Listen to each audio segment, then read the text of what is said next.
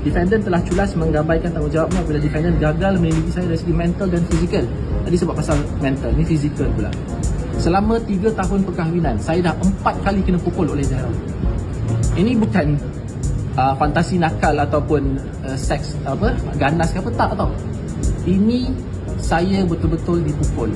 Saya ada laporan polis dan saya juga ada laporan kesihatan yang saya boleh bagi sokongan ni. Okey.